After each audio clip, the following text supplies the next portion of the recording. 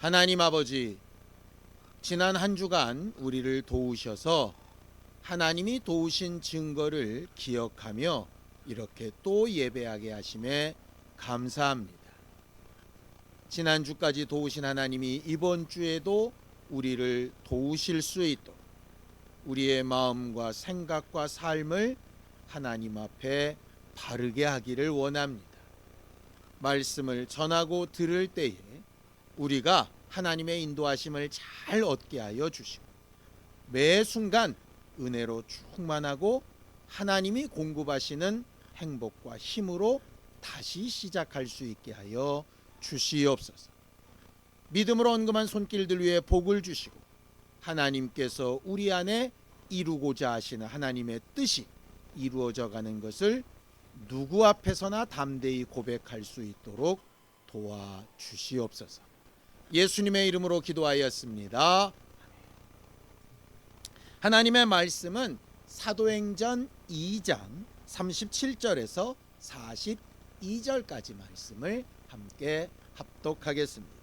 사도행전 2장 37절에서 42절까지 말씀입니다. 함께 읽습니다. 시작. 그들이 이 말을 듣고 마음에 찔려 베드로와 다른 사도들에게 물어 이르되 형제들아 우리가 어찌할꼬 하거늘 베드로가 이르되 너희가 회개하여 각각 예수 그리스도의 이름으로 침례를 받고 죄 사함을 받으라. 그리하면 성령의 선물을 받으리니 이 약속은 너희와 너희 자녀와 모든 먼데 사람 곧 주 우리 하나님이 얼마든지 부르시는 자들에게 하신 것이라 하고 또 여러 말로 확증하며 권하여 이르되 너희가 이 패역한 세대에서 구원을 받으라 하니 그 말을 받은 사람들은 침례를 받음에 이날에 신도의 수가 3,000이나 더하더라. 그들이 사도의 가르침을 받아 서로 교제하고 떡을 떼며 오로지 기도하기를 힘쓰니라.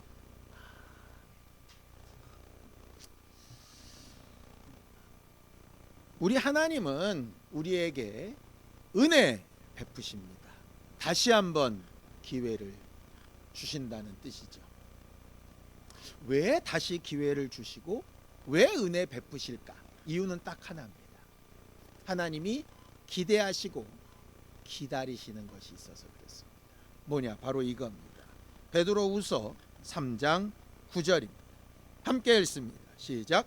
주의 약속은 어떤 이들이 더디다고 생각하는 것 같이 더딘 것이 아니라 오직 주께서는 너희를 대하여 오래 참으사 아무도 멸망하지 아니하고 다 회개하기에 이르기를 원하시느니라. 하나님이 우리에게 은혜 베푸시고 기회를 다시 주시고 하는 이유는 딱 하나입니다. 뭘 기다리신다고요? 회개하기를 기대하신다. 아까 우리가 본문에 너희는 이 패역한 세대에서 구원을 받으라 라고 이렇게 말씀하십니다. 패역한 세대가 뭘까요? 패역한 세대. 뭐 단어의 설명은 여러 가지가 있겠지만 요즘 우리가 사는 우리 사회가 좀 거기에 가까운 것 같아요. 언제부턴가 모르겠는데요. 우리가 사는 이 사회에 뭐가 사라졌냐 하면 미안합니다. 잘못했습니다. 내 책임입니다가 사라져 버렸어요. 아니 언제부터 그랬는지 모르겠는데 이게 위서부터 아래까지 뭐 나이 든 사람부터 젊은이들에 이르기까지 내 잘못입니다. 내 책임입니다. 정말 죄송합니다. 책임을 지겠습니다. 뭐 이런 말이 사라졌어요. 뭐로만 바뀌었냐? 법대로 해. 고소해. 뭐 나만 그러냐? 다 이렇게 바뀌었어요. 이게 패역하다는 뜻이 뭘까라고 했더니 이런 거래요. 공감이 안 되고 인정이 안 되고 사과가 안 되고 이런 거.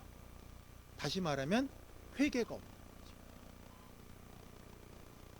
잘못한 건 알겠는데 내가 그 정도로까지 잘못하진 않았어. 나만 그러냐? 나도 억울해? 뭐 이렇게 되는 거죠. 왜 그럴까를 봤더니 이런 부분도 있는 것 같아요. 과거에는 미안합니다, 잘못했습니다, 제 책임입니다 이러면 이걸 좀 받아들여주는 분위기가 있었어요. 그래, 저 사람 저렇게 잘못했다 그러는데 야, 우리가 용서하고 넘어가자 뭐 이러든가, 아유 뭐 이렇게 너만 잘못했냐, 너 그렇게까지 잘못 안 했어, 다른 사람도 다 조금씩 책임이 있는 거지 뭐, 그래도 네가 먼저 인정했으니 잘한 거야 뭐 이렇게 인정하는 분위기가 있었는데, 요즘은 잘못했습니다 그러면 네가 잘못했다 그랬다, 미안합니다 그럼 네 책임이란 얘기지, 이렇게 가는 거예요. 그러니까 함부로 미안하다고 말도 못하겠고 그걸 인정하는 순간 온팡 뒤집어 쓸 것 같은 거죠. 그게 어디서 제일 극명하게 나타나냐? 운전하다가 나타난대요. 예전 같으면 미안합니다 그럼 괜찮습니다 이러고 넘어가는데, 미안합니다 그러니까 목 잡고 내려오더래. 그러니까 이게 강팍해지는 거예요, 사람들의 마음. 그러니까 미안하다 그러면 용납하고, 또 그 분위기가 좀 그래서 미안하다는 말이 좀 자연스럽게 나오고 이런 삶이 돼야 되는데 서로 팽팽한 거예요. 왜? 조금이라도 틈을 보이면 제가 나를 죽일 것 같거든요. 그게 패역한 세대.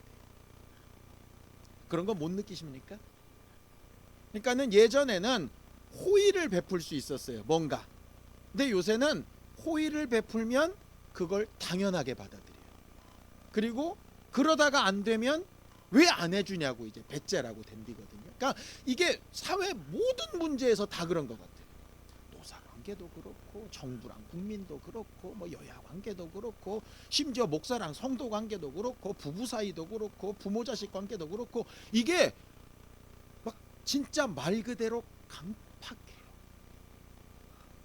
하나님은 계속 참고 인내하며 우리가 회개하고 돌아오기를 원하시는데, 패역하고 강팍한 시대에 살다 보니까 우리가 하나님 앞에도 그게 잘 안 돼요.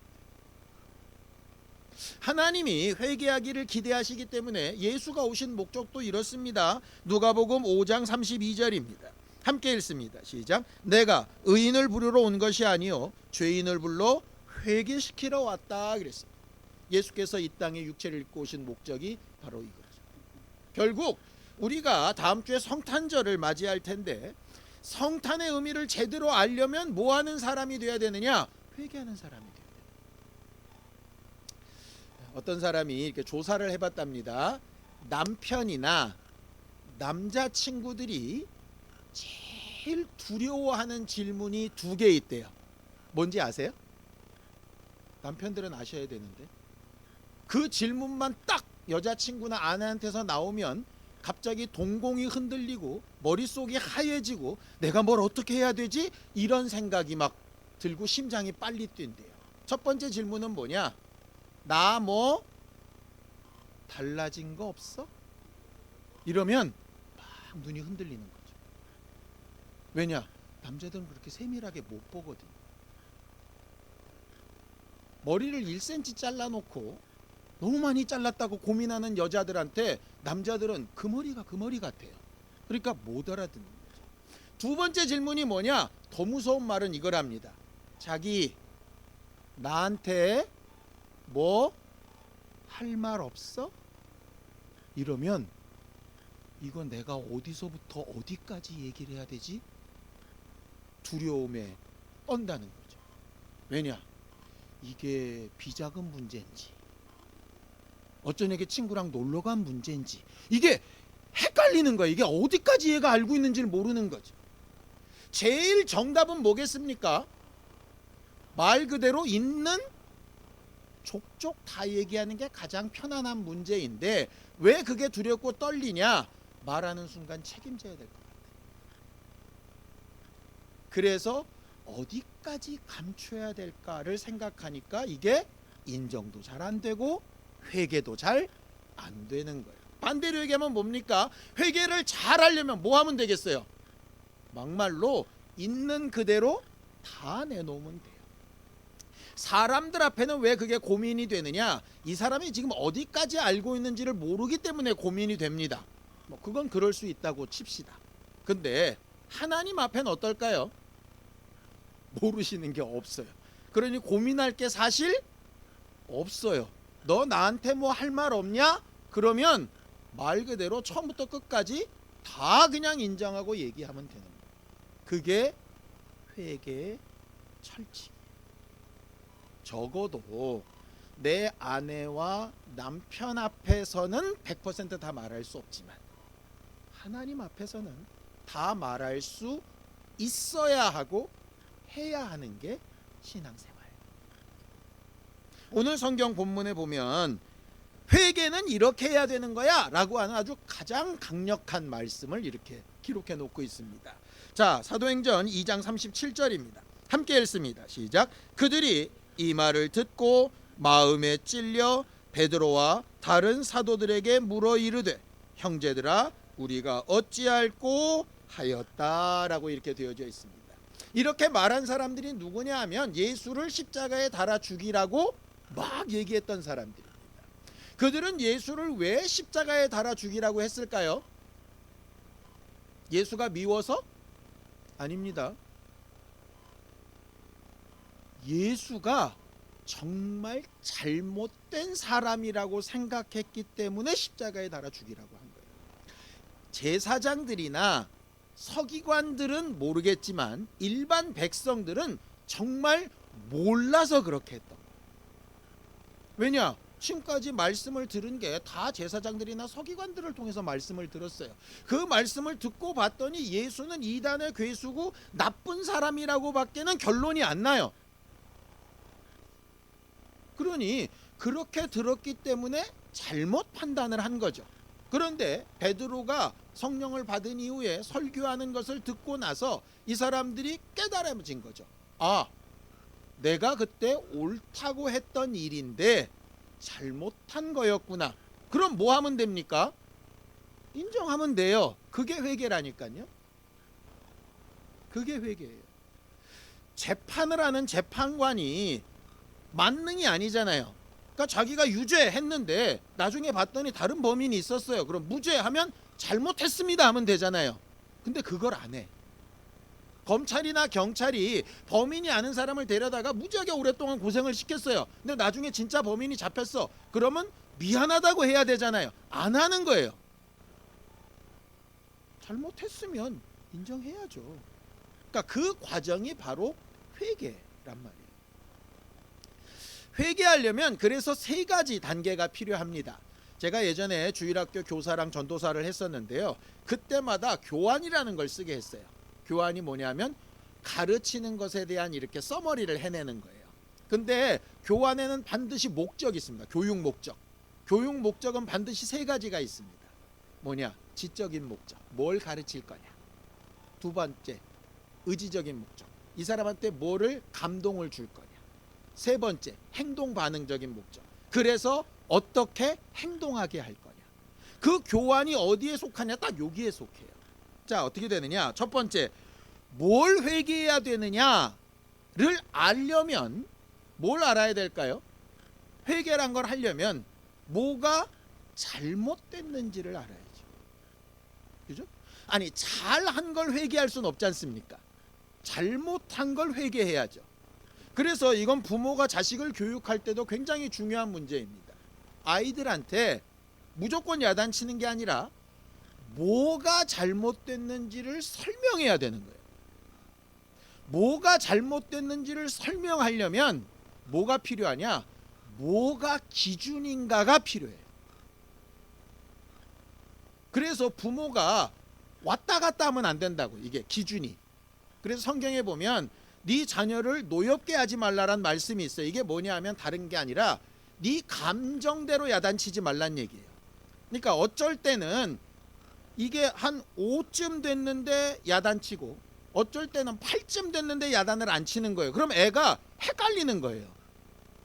5가 되면 무조건 야단을 맞는다. 3, 4는 괜찮다. 이래야 아이가 스스로를 제어를 하는데 어쩔 때는 5인데도 야단치고 어쩔 때는 8인데도 야단 안 치고 왜? 8일 때 엄마 기분 좋으면 야단 안 치고 넘어가고 5인데 엄마 기분 나쁘면 야단 치고 이러니까 애가 어떻게 되느냐. 기준이 없으니까 뭘 보겠어요?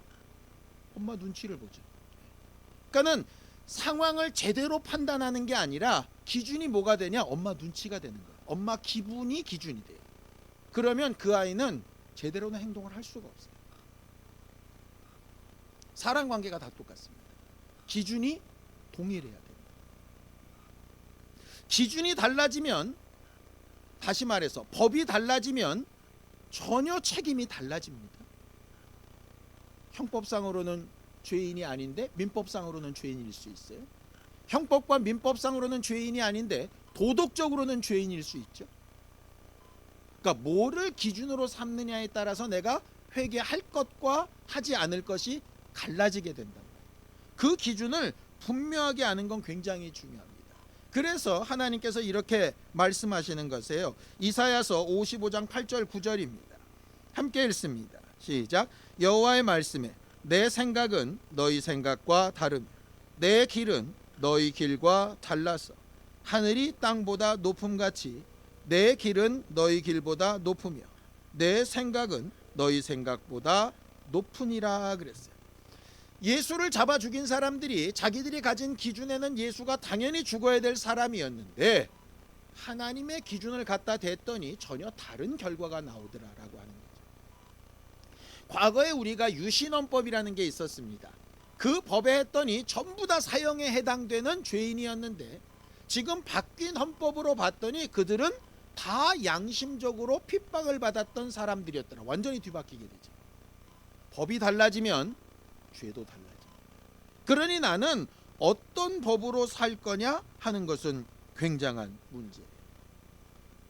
요즘 우리 사회가 왜 이렇게 정신이 없을까를 봤더니요, 이런 거예요. 모임들마다 나이에 따른 세대마다 살아왔던 방식들마다 심지어는 요새는 사는 지역마다 기준들이 다 달라요. 그래서 나한테는 옳은 일인데 저 사람한테는 틀린 일이에요. 우리끼리는 괜찮은데 한 발짝만 건너가면 이상한 사람들이 되는 거예요. 근데 이게 과거에는 적었거든요. 요새는 엄청 많아요. 그러니까 어떻게 되느냐? 다들 끼리끼리 하는 거예요. 끼리끼리. 그러다 보니까 자기들끼리만 옳대요. 다. 그리고 자기들과 상관없으면 다 틀렸대. 뭐냐? 기준이 다 자기가 됩니다. 자, 이렇기 때문에 하나님께서 말씀하시는 거예요. 네 기준이 맞을 수도 있고 저 사람 기준이 맞을 수도 있는데 반대로 둘 다 틀릴 수도 있는 거죠. 그럼 뭘 기준으로 삼을 거냐? 뭘 기준으로 삼을 거냐? 결국 기준으로 삼을 수 있는 건 딱 하나밖에 없어요. 하나님이 가르치신 말씀밖에는 공통적인 경우. 이럴 수도 있고 저럴 수도 있으나 가장 궁극적인 기준은 이거다 라고 가르치시는 게 말씀이에요. 그걸 인정하느냐? 그러면 거기에 따른 책임도 회개할 거리도 생각이 나는 거죠. 그러니까 내가 그냥 생각할 때 좀 잘못한 것 같아 이래서 회개하는 게 아니고 내가 도대체 하나님의 기준에서 뭐가 잘못됐지? 이걸 봐야 회개할 게 분명해지는 거예요. 그게 분명하지 않기 때문에 회개를 하는 것 같은데 회개가 아니고 이건 회개도 아니고 회개가 아닌 것도 아니고 애매모호하게 두루뭉실하게 뭉뚱그려 가지고 뭐라고 얘기하냐면 그냥 제가 잘못한 것 같습니다. 이렇게 되는 거죠. 명확하게 기준이 들어와 있지 않으면 내가 뭘 회개해야 되는지를 모르는 거예요. 그러니 말씀을 읽고 듣는 것 굉장히 중요합니다. 그래서 이렇게 되는 겁니다. 저들이 듣고 이랬어요. 하나님의 말씀을 듣고 그랬더니 아, 내가 전에 들었던 게 잘못된 거네. 아, 이 말씀이 더 맞는 거네 라고 기준을 수정하는 거죠. 어디서? 여기서. 그래서 내 마음에 확실한 이해가 있어야 됩니다. 설교를 가능하면 제가 정확하게 전달하려고 하는 이유도 그것 때문입니다. 제가 두루뭉실 얘기하면 여러분들도 두루뭉실하게 받아들일 겁니다. 제가 전하는 말씀만 말고 여러분들 보고 성경을 읽으라고 하는 이유도 그것 때문이에요. 회개의 첫 번째는 뭐냐? 말씀을 듣고 아는 것. 그래서 하나님의 기준을 분명히 세우는 거예요. 이것은 옳고 이것은 아니다. 이렇게 하는 건 내가 스스로 해도 가능한 문제고 이건 절대로 안 되는 부분이다 라고 하는 걸 잘 구분해 놓는 것, 그게 회개의 첫 번째입니다. 두 번째는 뭐냐? 그렇게 깨달았다면 어떻게 회개해야 되느냐라는 게 두 번째 문제입니다. 어떻게 회개해야 되느냐? 마음으로 인정하고 깊이 공감하는 부분이 필요합니다. 그게 아까 본문에 나왔던 마음의 찔려입니다. 찔려. 마음에 찔린다는 얘기는 그냥 순간적으로 기분이 나쁘다거나 순간적으로 울컥했다는 얘기가 아닙니다. 그게 아주 내 안으로 쑥 들어온다는 얘기. 지난주에 박상현 형제가 지난번에 그 아프리카 갔지 않습니까? 우간다에. 그거를 이제 방영한다고 저한테 이렇게 보내줘서 그냥 열심히 TV를 봤어요. 근데 박상현 형제한테 너무 미안하지만 한 1시간 정도 좀 되는 프로였는데 한 40분쯤 보다가 저희 집사람이랑 돌렸어요. 왜 돌렸냐면 못 보겠더라고요. 마음이 아파서. 그러니까 머나먼 나라 얘기고 나랑 일면식도 없는 사람 얘기인데 그 아이들이나 아이가 죽어가는데 어떻게 할 수 없는 부모의 말을 듣는데요. 정말 마음이 아파서 더 이상 못 보겠더라고요. 그 공감이 내일이 아닌데 정말 내일처럼 느껴지는 공감. 회개는 그 두 번째 단계가 필요해요. 예수를 오랫동안 믿은 사람들이 왜 정상적인 신앙생활이 안 될까? 첫 번째 지식이 없는가? 그건 아닌 것 같아요. 어쨌든 주워 들어서라도 지식들은 있을 것 같아요. 근데 뭐가 안 될까? 이게 안 되는 거예요. 요즘 보면은 뭐 지난번에 이태원에서 죽은 사람들, 그 사람들에 대해서 막 희한한 뭐 댓글들을 쓰는 사람들이 있대요. 왜 그럴까? 그러니까 이거는 되고 여기가 안 되는 거죠. 그러니까 이성적으로는 뭐 그렇게 말할 수도 있겠다 싶은 거예요. 근데 뭐가 안 되냐? 나는 그렇게 말할 수 있는데 이런 말을 듣는 그 당사자들이 기분이 어떨까를 전혀 공감이 안 돼요. 공감 능력이 제로인 거예요. 물론 그 사람과 마음이 똑같으니다고 무조건 다 좋다는 얘기는 아닙니다. 좋다는 얘기는 아닙니다. 그러나 적어도 그 상황이 내 일처럼 느껴지기는 해야 되거든요. 내 일이라면 어떨까라고 느껴지긴 해야 되거든요. 말씀을 들을 때 그렇구나 말고 그 말씀에 있는 자리에 내가 있었으면 나는 어땠을까 이래야 된단 말이에요. 그게 안 되면 어떤 상황이 벌어지느냐? 율법주의자들처럼 됩니다. 내 문제가 아니면 간단합니다. 넌 틀렸고 넌 맞아. 이렇게 돼요. 아주 쉽게 얘기할까요? 내 자식을 아무리 훌륭한 교수라도 잘 못 가르친답니다. 왜 그럴까요? 공감이 돼서 그래요. 남의 자식은 안 하면 말아도 돼요. 근데 내 자식은 안 하면 안 돼요. 그러니까 이게 마음이 쏠려가지고 정상적으로 안 돼요.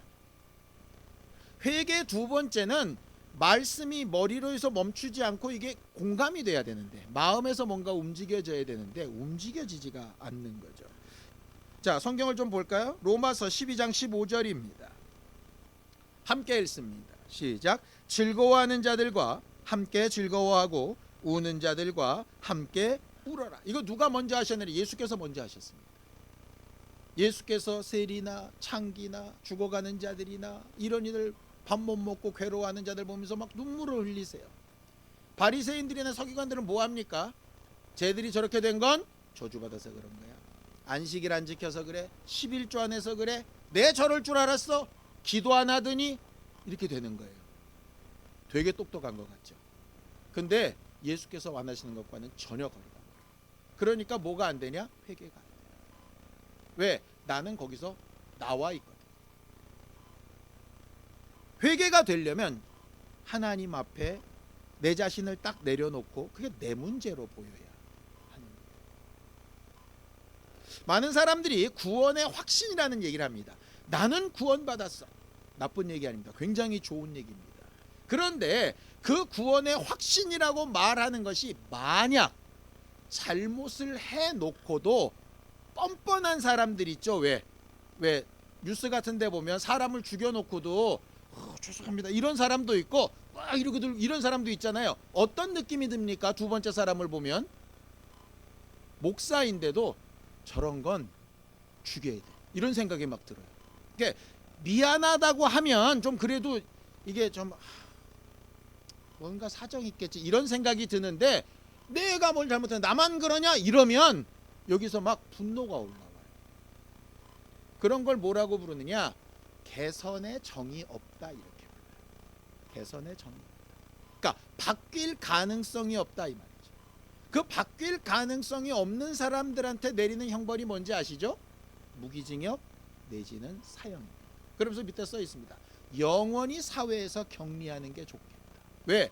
다시 기회를 줘봐야 쟤는 공감이 안 돼. 우리의 회개는 어떤가요?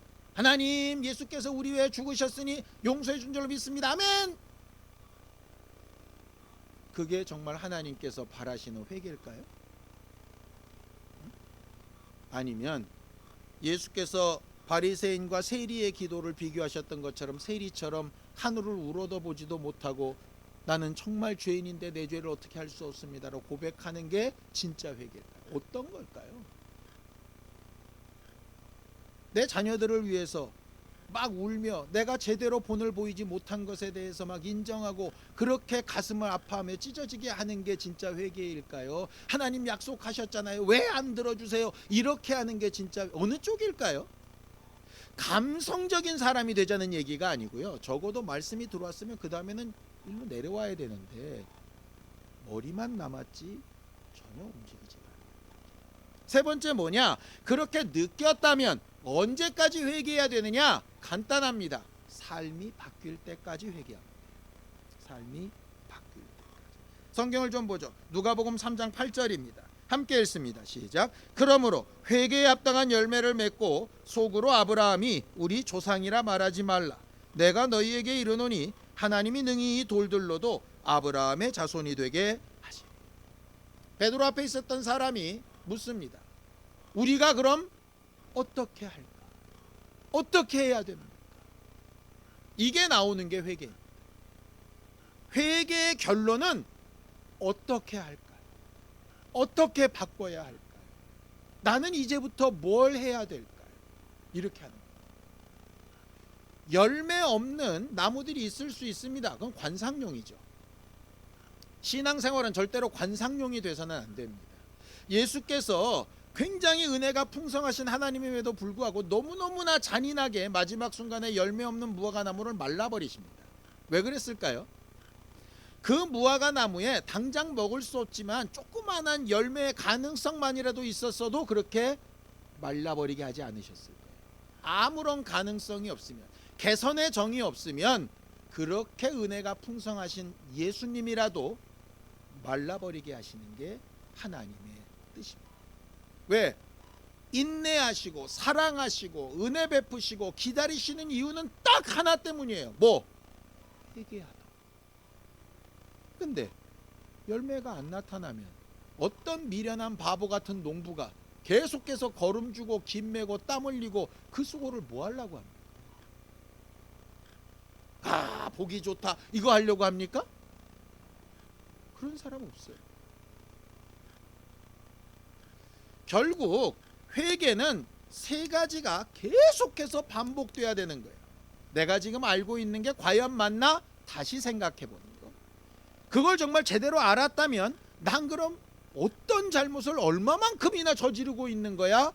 깨달아서 내 마음이 아파하는 거. 아파한다면 아프고 끝나는 게 아니라, 난 이래서 안 되라고 끝나는 게 아니라, 그럼 난 어디서부터 뭘 어떻게 바꿔야지? 부부관계도 마찬가지, 사람 간의 관계도 마찬가지, 사회생활도 마찬가지입니다. 그런데 대부분 이렇게 얘기하는 거야. 난 원래 그래. 지금까지 그렇게 살아왔어. 나는 바꿀 생각이 없으니 네가 바꿔. 그러면 어떠한 관계도 회복될 수 없고 하나님 앞에서는 더더군다나 마찬가지.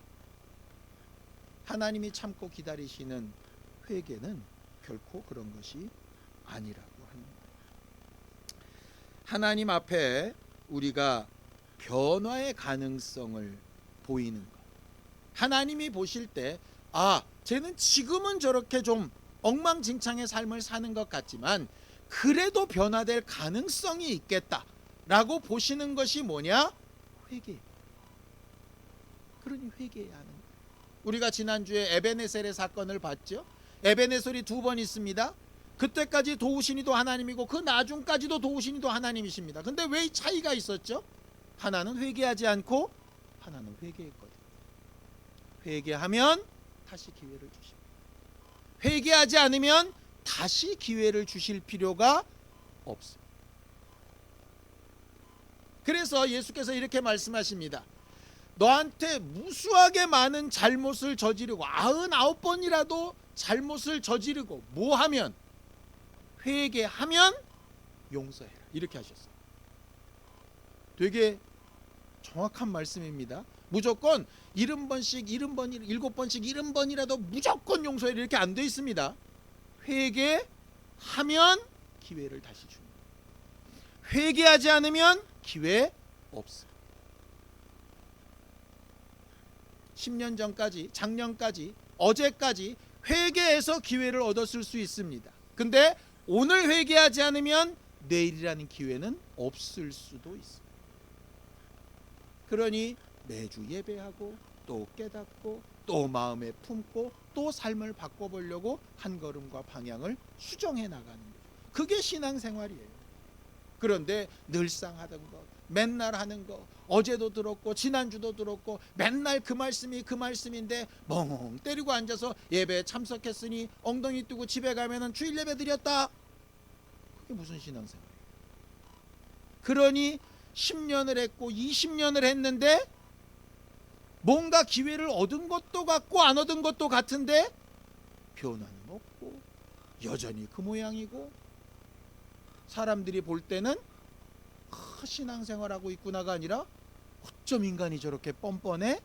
이렇게 느껴집니다. 사회가 강팍하면 우리라도 그러지 않아야 되지 않겠습니까? 말씀을 한 군데 더 보죠. 로마서 8장 34절입니다. 함께 읽습니다. 시작. 누가 정죄하려?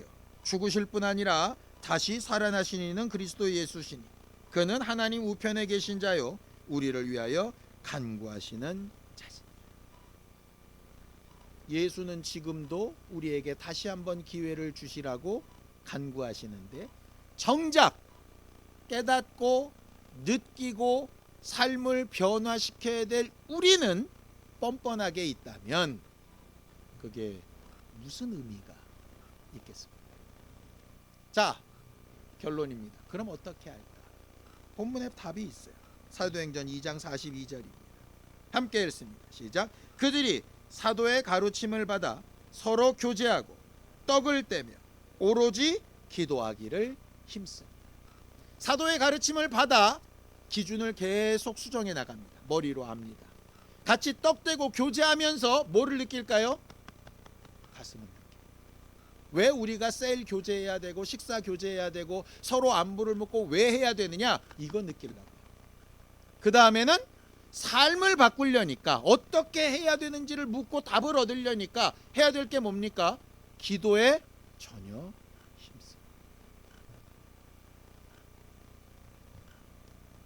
오늘이 은혜로 다시 시작되는 삶의 마지막 설교입니다. 다음 주는 이제 성탄절이니까요. 1년 52주 동안에 제가 목표를 삼고 달렸던 그 주제의 마지막 결론을 뭐로 삼아야지? 라고 기도하고 설교를 준비하다가 오늘 결론에 이르게 된 거예요. 회개하며 삽시다. 회개해야 됩니다. 자기 고집을 좀 줄이고 기준을 좀 수정하고 바꿔보려고 말씀 앞에 겸손해야 돼요. 다른 사람과의 관계나 내 삶의 모습을 하나님 앞에 놓고 좀 절실하게 느끼는 감동과 감정이 좀 있어요.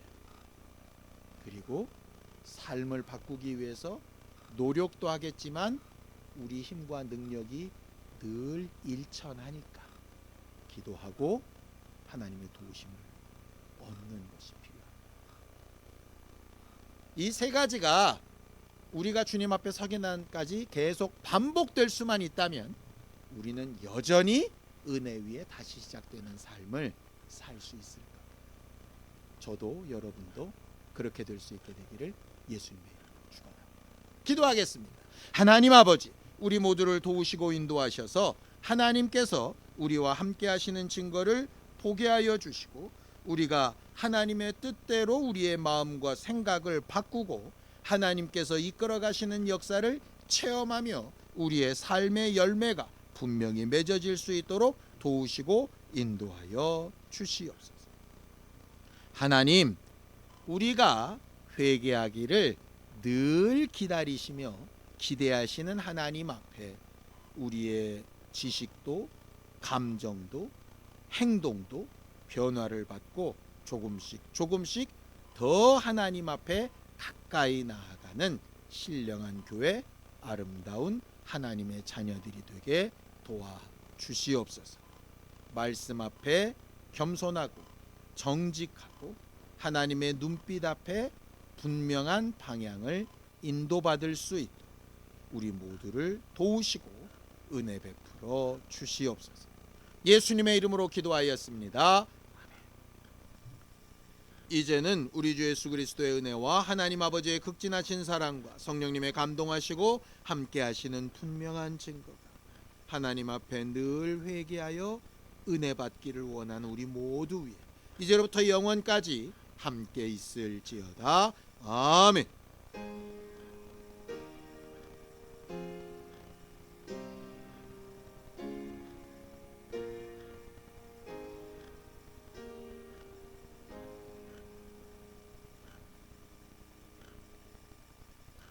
은혜로 다시 시작되는 삶이 올 한 해만의 주제가 아니라 우리가 주님 앞에 설 때까지 우리의 삶에 계속 적용되는 그런 말씀이 되기를 바랍니다. 수고하셨습니다. 감사합니다.